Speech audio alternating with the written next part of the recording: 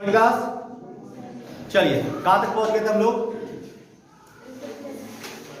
इल्तुतमिश। चलो लड़ाई हो रहा, ठीक है। यानी कि हम कहां तक पहुंच गए हैं? इल्तुतमिश। इल्तुतमिश कब आया फिगर में? 1211 में। 1200 आइए 36 एडी तक, ठीक है।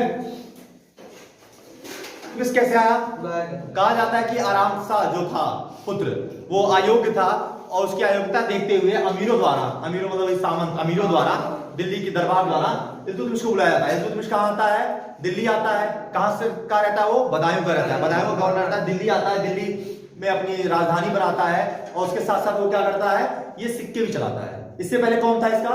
कुतुबुद्दीन ऐबक। उन्होंने सिक्के नहीं चलाए थे। सिक्के कौन से चलाए थे? जो मोहम्मद गोरी ने चलाए थे। उसके बाद कौन सा था सिक्का? इल्तुतमिश आता है। क्लियर है? चलिए तो इनकी कुछ बात करते हैं। पहली बात इन्होंने सिक्का चलाया, ठीक है। दो प्रकार के सिक्के चलाए। पहला कौन सा सिक्का है? एक है इनका सिल्वर का और एक है कॉपर का। हाँ, चांदी का और एक कॉपर का, ठीक है। इनका नाम भी था। चांदी वाले सिक्के का नाम था टंका, टका या टंका, ठीक है। और जो कॉपर का सिक्का था उसे कहते हैं जीतल। ये पूछता है इल्तुतमिश ने और क्या किया? इल्तुतमिश ने एक सिस्टम लाया, एक प्रणाली है जिसको कहते हैं इक्ता प्रणाली। इक्ता प्रणाली। अब इक्ता प्रणाली क्या है? इक्ता प्रणाली के अंतर्गत आप समझिए क्या होता था। इल्तुतमिश अगर एक क्षेत्र राज्य का शासक है, ये मान लो उसका क्षेत्र है, ठीक है। इल्तुतमिश यहाँ केंद्र में बैठा है, साथ ही उसके इतने बड़े बड़े क्षेत्र हैं, इनको विभाजित कर दिया जाए अगर ऐसे किसी प्रकार से, तो क्या करता था? हर एक क्षेत्र के लिए क्षेत्र नंबर 1 2 3 4 5 6 यानी कि इल्तुतमिश के अंतर्गत 6 क्षेत्र आ रहे हैं। उस 6 क्षेत्र के वो एक एक इक्तादार चुन लेता था। इक्तादार मतलब उस क्षेत्र का एक प्रकार का गवर्नर या मुखिया जो उस क्षेत्र का प्रशासन भी संभालेगा और उस क्षेत्र का राजस्व भी। प्रशासन मतलब वहां किसी प्रकार की भी असुविधा हुई, प्रशासनिक सुविधा हुई तो वो मिलेंगे किससे? इक्तादार से। राजस्व का मतलब वहां से लैंड रेवेन्यू यानी कि जमीनी कर और अन्य प्रकार के कर वसूलना और उसको कहां तक पहुंचाना? इल्तुतमिश सेंटर, केंद्र तक पहुंचाना, ठीक है। ये काम होता था इक्तादार का। इसके लिए इक्ता प्रणाली चलाई थी इल्तुतमिश ने। इसके अंदर क्या होता था? जिस भी क्षेत्र का राजस्व ये वसूलते थे उस राजस्व में से इक्तादार पहले अपने लिए जो खर्चा होता था वो निकाल के बचा हुआ शेष भाग इल्तुतमिश तक पहुंचा देते थे। क्लियर है? तो इक्ता प्रणाली किसने लाई? इल्तुतमिश ने। सिक्का किसने लॉन्च किया? इल्तुतमिश ने। कौन से सिक्के? टंका और जीतल, ठीक है। इन दोनों में किसकी वजह ज्यादा थी? टंका की। आप कैसे जानते हैं? चांदी का है ना टंका, तो चांदी का था। एक टंका बराबर 10 जीतल होता है। कहीं पूछता नहीं है, पर जाने लो, ठीक है। यानी कि 1 silver equal to 10 copper coin. जैसे 1 रुपया बराबर 100 पैसा ना, वही था। एक टंका बराबर 10 जीतल। क्या आए थे? उससे पहले कहां से आए थे? अफगानिस्तान। अफगानिस्तान में गोरी के बाद गोरी के गुलाम तो कुतुबुद्दीन ऐबक थे, तो गोरी के और भी गुलाम रहे होंगे जो इल्तुतमिश को दिल्ली पहुंचते हुए देख के जले होंगे। उन्होंने सोचा होगा इल्तुतमिश जैसा गुलाम जो हमारे, देखो गोरी का गुलाम कौन था? मोहम्मद गोरी का गुलाम कुतुबुद्दीन ऐबक था। कुतुबुद्दीन ऐबक का गुलाम इल्तुतमिश अगर दिल्ली तक पहुंच सकता है, इतना समृद्ध क्षेत्र पा सकता है, तो हम क्यों नहीं? ये सोच के मोहम्मद गोरी के 2 गुलाम गजनी से चले। अफगानिस्तान में एक जगह है गजनी, ठीक है। वहीं का था गजनवी। गजनी जगह भी है, क्लियर, और वहीं का गजनवी था। तो मोहम्मद गोरी के 2 गुलाम चले कहां से? गजनी से। और आगे कहां युद्ध किए इन्होंने युद्ध किया पहले तराइन में। तराइन का युद्ध जानते हैं ना? प्रथम तराइन युद्ध कब हुआ था? 1191। किसके बीच में? दूसरा तराइन का युद्ध कब हुआ? 1192। फिर से किसके बीच में हुआ? पुनः उन्हीं दोनों के बीच में हुआ। बस इस बार रिजल्ट चेंज हो गया था। पहली बार पृथ्वीराज चौहान जीते थे, इस बार पृथ्वीराज चौहान पराजित हो जाते हैं। क्लियर है? चलिए तिबारा फिर तराइन युद्ध का माहौल क्रिएट हो रहा है। पहले कौन पहुंचता है? गोरी का गुलाम रहता है, वो उसका नाम रहता है यल्दोज, ठीक है। तो यल्दोज जो है वो गजनी से, अफगानिस्तान से चलता है और कहां पहुंचता है? आता है तराइन के बेट, तराइन पे। तराइन से मतलब वही हरियाणा जो होता है, वो किसके बीच में होगा? यल्दोज और, ठीक है। तो कौन? गोरी का गुलाम आ रहा है जिसका नाम है यल्दोज। हाँ, यल्दोज। यल्दोज कहां से आ रहा है? गजनी से। कहां पहुंचता है यल्दोज? तराइन पे। तराइन ये तराइन में कौन सा युद्ध होगा? तृतीय युद्ध होगा, जो किसके बीच में होगा? इल्तुतमिश और इल्तुतमिश वर्सेस यल्दौज। ठीक है, ये जो आ रहा है गजनी अफगानिस्तान से, ये प्लेस है, क्लियर। यल्दौज हार जाता है, इल्तुतमिश रहता है। इसी का यल्दौज का ही देख के अगला कौन आता है, गोरी का फिर अगला गुलाम फिर आते हैं। ठीक है, इस बार गोरी गुलाम का नाम क्या रहता है, कुबाचा, नसीरुद्दीन कुबाचा। आप नाम भेजिए, नसीरुद्दीन कुबाचा। ठीक है, ये आते हैं, ये भी हार जाते हैं। ठीक है, इनका भी युद्ध किससे होता है, इनका युद्ध इल्तुतमिश से ही होता है। ये सब लोग कहां आ रहे हैं, ये सब लोग दिल्ली की सल्तनत पे दिल्ली की गद्दी पाने के आ रहे हैं। पर इनको इल्तुतमिश जो दिल्ली गद्दी बैठा है वो हरा देता है। पहले हराता है किसको, पहले वह हराता है यल्दौज को। यल्दौज को हराने के बाद फिर कौन आता है, गोरी का फिर एक गुलाम आता है जिसका नाम होता है नसीरुद्दीन कुबाचा। उसको भी इल्तुतमिश हरा देते हैं और अपनी हार से इतना दुखी होता है कि ये सिंधु नदी में सुसाइड कर लेता है। ठीक है, तो यह है। इसके बाद हमने एक स्टोरी पढ़ी, इसको रिवाइज कर लीजिए। 1221 में मंगोल में कहानी चल रही है। मंगोल में कौन सी कहानी चल रही है, चंगेज खान होता है, उसके इधर कौन होता है, जलालुद्दीन खिलजी नहीं रहेगा वो, जलालुद्दीन बख्तियार था, राइट, नाम याद रखिए। खिलजी जो है वो अभी 2 चैप्टर बाद आएगा, 1 चैप्टर बाद आएगा, वो खिलजी वंश में आएगा। ठीक है, जलालुद्दीन खिलजी जो है वो अलाउद्दीन खिलजी का चाचा रहता है, जो आपने फिल्म में देखा है, मोटा बनता है ना, राइट, वो है जलालुद्दीन खिलजी। उसके बाद आते हैं अलाउद्दीन खिलजी, उनके भतीजे, ये जलालुद्दीन बख्तियार है। इन दोनों के बीच में क्या हुआ, इन दोनों के बीच में भी युद्ध का वजह क्या थी, इन दोनों के युद्ध के बीच में युद्ध की वजह चंगेज खान की एक पुत्री,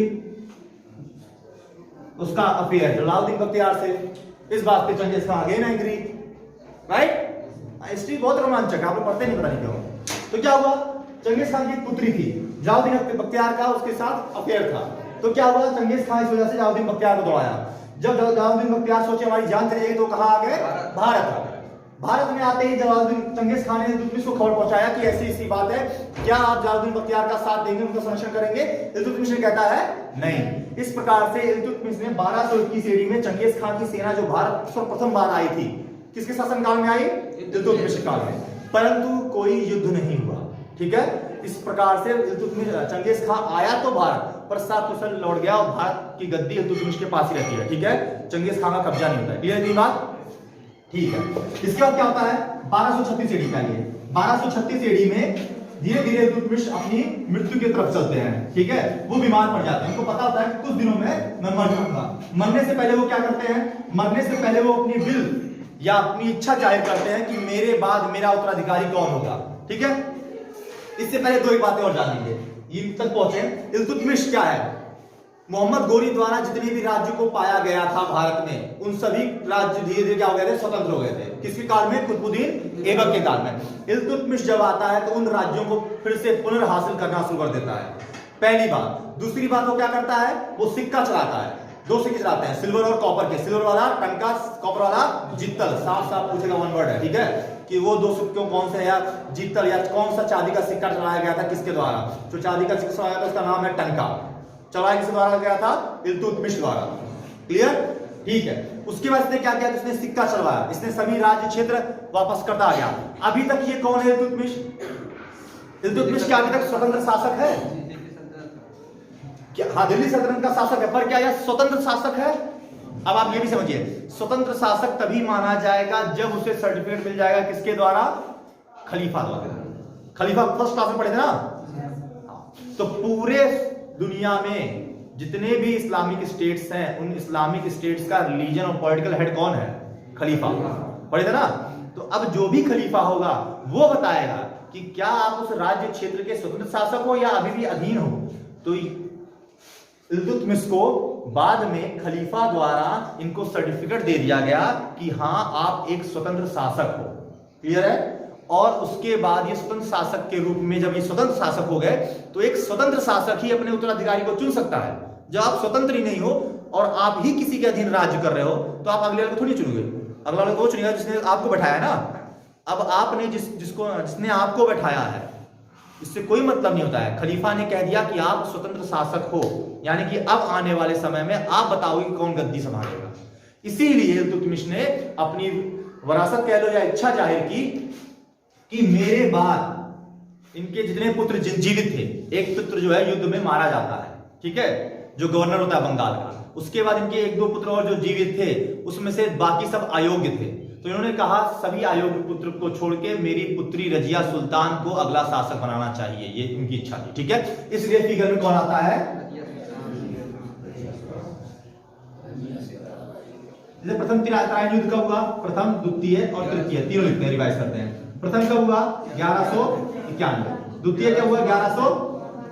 याद हो रही है? डेट याद हो रही है? कहीं मुश्किल नहीं है। ये कौन थे? ये भी पृथ्वीराज चौहान वर्सेस गौरी था, ये भी चौहान वर्सेस गौरी था। ये क्या हुआ? अब यहां कौन आ जाएगा? ये हो जाएगा 1215। कुछ लोग कहते हैं, कुछ कहते हैं 16, तो आप 1215 16 लिखिए, ठीक है, जैसा आपका ऑप्शन आता है। और ये हुआ किसके बीच में है? ये इल्तुतमिश वर्सेस यल्दौज। इल्तुतमिश को क्या प्राप्त होता है? खिलियत। खिलियत क्या है, कब प्राप्त होता है? 1229 एडी में। किसके द्वारा प्राप्त होता है? खलीफा द्वारा, ठीक है। खिलियत का मतलब क्या होता है? यह प्रमाण पत्र है एक प्रकार का, यह प्रमाणित करता है कि इल्तुतमिश अब एक स्वतंत्र शासक है। खिलियत मिल गया। खिलियत का इल्तुतमिश को और क्या मिलता है? खलीफा द्वारा ही एक टाइटल मिलता है जिसका नाम है, जिसे कहते हैं सुल्ताने आजम। ये दर्शाता है कि अभी स्वतंत्र है, सुल्ताने आजम है, ठीक है। ये टाइटल मिलना और ये प्रमाण पत्र मिलना दर्शाता है कि इल्तुतमिश अब दिल्ली सल्तनत के एक गुलाम वंश नहीं बल्कि एक स्वतंत्र शासक है। सबसे पहले क्या, पहले इल्तुतमिश उसकी मृत्यु हो जाती है 1236 में। उसके बाद क्या होता है? इल्तुतमिश अपने मरने से पहले ये अपनी इच्छा दर्शा के जाता है कि मेरे बाद रजिया सुल्तान ही उत्तराधिकारी बनेगी दिल्ली सल्तनत की, ठीक है, क्योंकि अब इनके पास कोई योग्य पुत्र नहीं है इनकी नजरों में। एक योग्य था जिनकी डेथ हो गई, जो कि बंगाली गवर्नर थे। कौन थे वो? नसरुद्दीन मोहम्मद। क्लियर है? अब इसके बाद क्या होता है? रजिया सुल्तान ना बनके, इच्छा थी इल्तुतमिश की रजिया सुल्तान बने, पर रजिया सुल्तान ना बनके रुकनुद्दीन फिरोज बन जाता है। इल्तुतमिश का बेटा ही होता है, पर ये इतना योग्य नहीं होता है। इसकी मां कौन होती है? शाह तुर्कान। शाह तुर्कान की मदद से ये बन जाते हैं। इनकी मदद का मतलब क्या है? शाह तुर्कान के अच्छे संबंध थे, किनको साथ? अमीरों के साथ, यानी कि जो दिल्ली के अमीर थे, सामंत थे, उनके साथ इनके अच्छे टर्म्स थे। तो अमीर लोग की मदद से, सामंतों की मदद से ये रजिया सुल्तान को ना बनने देती हैं और अपने बेटे को बना देती हैं रुकनुद्दीन फिरोज को। परंतु होता क्या है? रजिया सुल्तान, अगर इल्तुतमिश ने कहा है कि रजिया सुल्तान में कैपेबिलिटी है, बेटों के आगे बेटी को ला रहा है उस एरा में, अभी लोग लड़के बराबर नहीं हो पा रहे हैं, उस एरा में ला रहा है, इसका मतलब रजिया सुल्तान में सच में कुछ काबिलियत होगी, राइट। तो बीइंग अ गर्ल, लड़की होते हुए वो इतनी स्ट्रॉन्ग तो नहीं होगी शायद कि इस पे डायरेक्टली अटैक कर दे, पर उसके अंदर शासक की काबिलियत थी। शासक क्या होता है? जिसके अंदर हर गुण हो। तो इसके अंदर क्या गुण था? आ गई दिल्ली की जनता जब नमाज पढ़ रही थी, नमाज पढ़ने के बाद उनके पास गए और किस कपड़े में गई? लाल ड्रेस में। तब के लिए लाल रंग माना जाता था आपका न्याय, ठीक है, न्याय का रंग था। जैसे अभी श्वेत या सफेद रंग किसका है? प्रतीक है, शांति का प्रतीक है ना। उसी प्रकार से लाल रंग तब के लिए न्याय का प्रतीक था।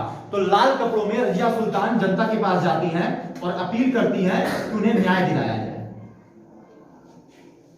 ये है शासक का गुण, वो अपनी गद्दी हासिल करती है, एम केम पकड़े, ठीक है। रजिया सुल्तान, उसके बाद क्या होता है? जनता द्वारा पहली बार ऐसा हो रहा है मध्यकालीन इतिहास में कि कोई शासक जनता द्वारा चुना जा रहा है, राइट। शासक कौन है हमारा? हमारा शासक तो रुकनुद्दीन फिरोज है ना। रुकनुद्दीन फिरोज को शासक बना दिया जाता है, परंतु उसके बाद रजिया सुल्तान दिल्ली की जनता से लाल कपड़ों में जाती हैं, गुहार करती हैं कि इल्तुतमिश जो आपके शासक थे वो मुझे शासक बनाना चाहते थे, मैं उनके उत्तराधिकारी हूं, आप उनकी इच्छा जानते हैं और इस गद्दी पे कोई और अधिकार जताया है, मैं चाहती हूं आप लोग मेरी मदद करें। और वहां के जनता, अमीर, सामंतों ने इसकी मदद की और वापस गद्दी पे कौन आ गया? रजिया सुल्तान। क्या करती है? तबर हिंद याद है ना area? Tabar Hind, that is Bathinda. पहली बार क्या हुआ? तबर हिंद पे कौन आया था? मोहम्मद गोरी, जब विवाद शुरू हुआ, भारत का स्वरूप बदला। अब इन्होंने क्या किया? रजिया सुल्तान ने तबर हिंद पे अपना एक गुलाम भेजा, अल्तूनिया, ठीक है। अब तबर हिंद एक एरिया है ना, तो उस एरिया के जो गवर्नर या गुलाम है उसको क्या कहोगे आप? कौन सी प्रणाली चलाई थी इल्तुतमिश ने? इक्ता प्रणाली। उस क्षेत्र का अधिकारी क्या कहलाएगा? इक्तेदार। ठीक है, तो यानी कि अब गवर्नर में हम क्या कहेंगे कि भटिंडा यानी कि तबर हिंद में रजिया सुल्तान द्वारा एक इक्तेदार भेजा गया। ठीक है, तो रजिया सुल्तान ने क्या किया? तबर हिंद, तब का तबर हिंद है, अब उसे हम कहते हैं भटिंडा। ठीक है, भटिंडा। तो तबर हिंद में रजिया सुल्तान ने क्या किया? एक इक्तेदार भेजा। इक्तेदार का नाम अल्तुनिया। ठीक है, अल्तुनिया विद्रोह कर दिया। अल्तुनिया ने विद्रोह कर दिया रजिया सुल्तान से। विद्रोह का तात्पर्य क्या है? जब इक्तेदार बन के अल्तुनिया पहुंचा भटिंडा यानी तबर हिंद में, तो क्या करना था? इक्तेदार का काम क्या था? हमने समझा है, इक्तेदार को अपने क्षेत्र का राजस्व एवं प्रशासन संभालना है और केंद्र तक यानी दिल्ली सल्तनत तक अपने राजस्व का हिस्सा जो खर्चा निकलता है, खर्चा प्रॉफिट निकाल के बाकी वहां तक भेज देना है। समय समय पर जब वो चाहे तब उनकी आर्मी से सपोर्ट करनी है। दैट मीन्स इनको सारा काम स्वतंत्र रूप से राज्य का करना है, परंतु किसके अधीन? केंद्र के, दिल्ली सल्तनत के अधीन रहके। इसलिए विद्रोह का तात्पर्य है इसने राजस्व या टैक्स भेजने से मना कर दिया और कह दिया मैं अपना स्वतंत्र शासक हूं, मैं किसी रजिया सुल्तान को नहीं जानता, मैं किसी के अधीन नहीं हूं। इस बात से क्या हुआ?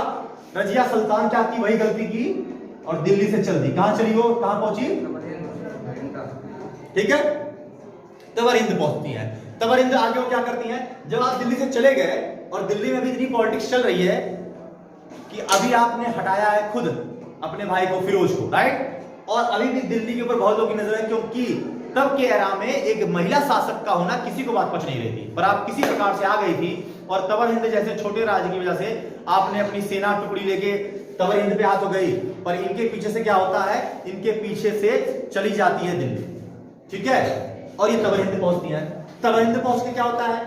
तबर हिंद पहुंच के भी ये अल्तुनिया से हार जाती हैं, और जब अल्तुनिया से हार जाती हैं और तत्पश्चात इनको यह भी खबर मिलती है कि यहां से दिल्ली भी मेरे हाथ से चला गया, तब ये क्या करती हैं? तब रजिया सुल्तान अल्तुनिया से शादी कर लेती है कि आपसे मैं शादी करती हूं, आप तो मुझसे जीती गए, आपसे करती हूं विवाह, तबर हिंद भी आपका, दिल्ली भी आपका, चलते हैं दिल्ली वापस बचा लेते हैं।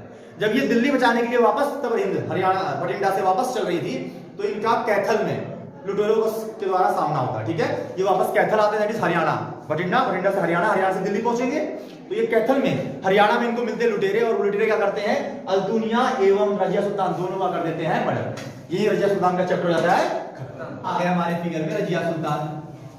रजिया सुल्तान अभी सही से आए ही थे और कुछ संभालती। इससे पहले क्या हुआ? इनका एक इक्तेदार था, इनका एक इक्तेदार था, क्या नाम था उसका? अल्तुनिया। अल्तुनिया ने बगावत कर दी, उसने कहा मैं दिल्ली सल्तनत को नहीं जानता हूं, मैं स्वतंत्र हूं, और इसकी वजह से क्या हुआ? रजिया सुल्तान पहुंची कहां? अल्तुनिया के पास, दैट इज तबर हिंद। ठीक है, तबर हिंद नाम से याद रखिए, जाने के याद रखिए, तबर हिंद भटिंडा भारत में, पंजाब। ठीक है, तबर हिंद पहुंचती हैं। इस तबर हिंद के युद्ध में क्या होता है? रजिया सुल्तान हार जाती हैं, रजिया जो है वो हार जाती हैं।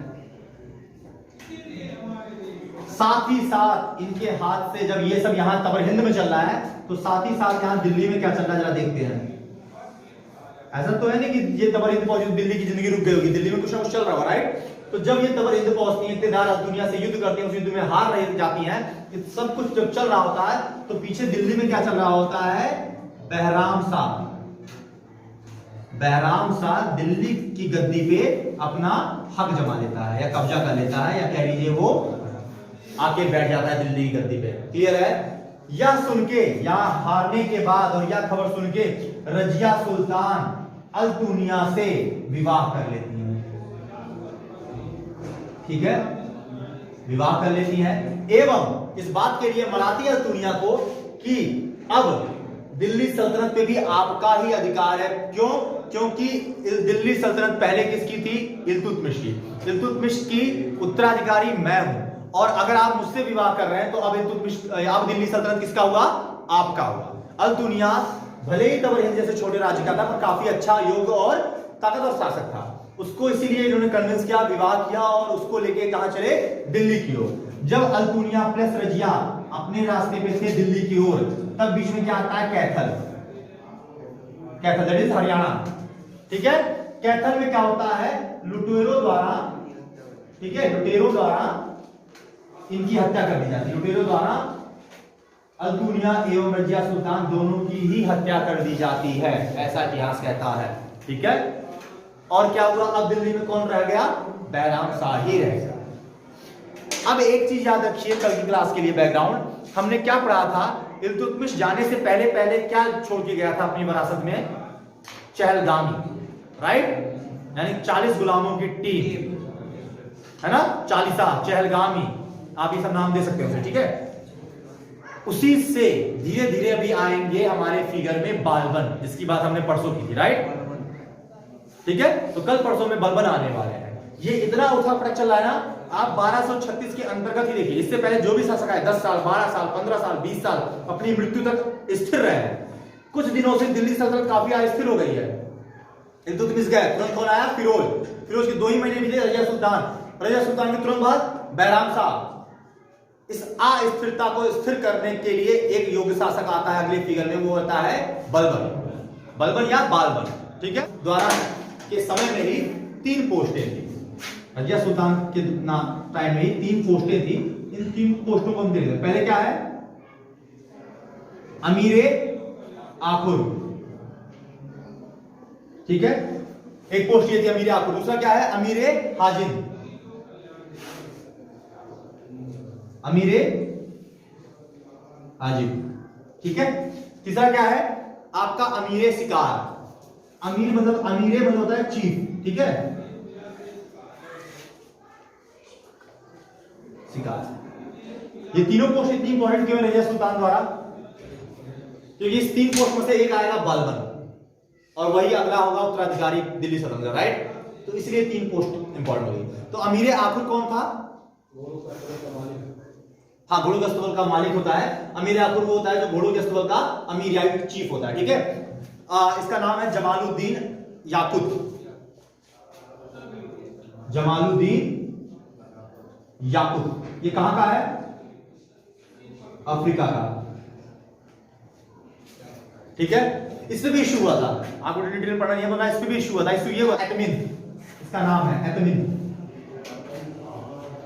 अमीरे हाजिम का क्या काम है, अमीरे हाजिम एक तरह से सिक्योरिटी है, सिक्योरिटी इंचार्ज है। किसकी सिक्योरिटी इंचार्ज है, मेन सुल्तान की। सुल्तान से जो लोग मिलने आ रहे हैं, मिलके जा रहे हैं, कोई भी परामर्श लेने आ रहे हैं, उनकी सिक्योरिटी चेक करता है, कौन है, कहां से आ रहे हो, कैसे है, कुछ है तो नहीं, बंदूक चेक कर लिया, ठीक है, जाओ। जाने के बाद देखता था कि कहां तक जा रहे हैं, कहीं घुसपैठिया तो नहीं है। बात करके आया, बताया कि रजिया सुल्तान ऐसे हैं, ये करते हैं, वो करते हैं, ये कदकाठी है, लगभग इतनी दूर बैठते हैं, इतनी दूर आपको खा जाएगा, इतनी दूर से कोई भाला है, तीर मारने वाला हो तो मार सकते हो, ऐसा कुछ तो नहीं है। तो कहां से आ रहा है, कहां जा रहा है और क्या बात कर रहा है, उनकी सिक्योरिटी चेक करने वाले पोस्ट को आ गया अमीरे हाजिम, जो कि एडमिन को बनाया गया था। ये समझो एक से स्पेशल सिक्योरिटी फोर्स या जेट बेस सिक्योरिटी के चीफ है रजिया सुल्तान के, राइट। अगला आता है अमीरे शिकार, जो कि हमारा कौन है, बलबन। अब कल ये बलबन आ जाएगा फिगर में, क्यों, क्योंकि बैराम शाह दिल्ली सल्तनत पे बैठे हैं। दिल्ली सल्तनत में जब बैराम शाह बैठे हैं तब ये कहां है, अमीरे शिकार, ठीक है, जो आमतौर पे काम या व्यवसाय चल रहे हैं उनका चीफ है, खाली शिकारों का। बलबन एक छोटी सी पोस्ट है और इस समय रजिया सुल्तान मर चुकी है, राइट। कैथामिन की हत्या कर दी गई लुटेरों के द्वारा। दिल्ली पे कौन है, दिल्ली में इसमें शासक अब कौन आ गया, रजिया सुल्तान या बैराम शाह। अब हम कल देखेंगे इस बैराम शाह को हटा के बलबन फिगर में कैसे आते हैं। क्लियर है बात, चलो, थैंक यू सो मच।